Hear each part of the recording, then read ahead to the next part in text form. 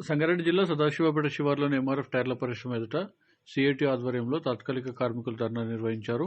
తాత్కాలిక కార్మికులను వెంటనే పర్మనెంట్ చేయాలని సిఐటియు నేతలు డిమాండ్ చేశారు.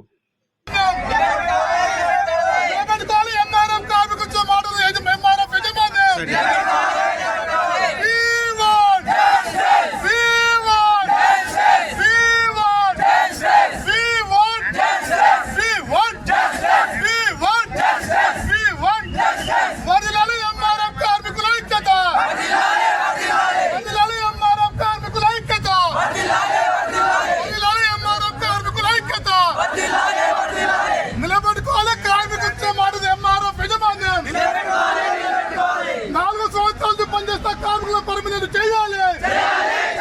4 సంవత్సరాల పనిచేస్తే కార్మికుల పర్మనెంట్ చేయాలి. కార్మికుల పర్మనెంట్ 4 సంవత్సరాల పనిచేస్తే కార్మికుల పర్మనెంట్ చేయాలి.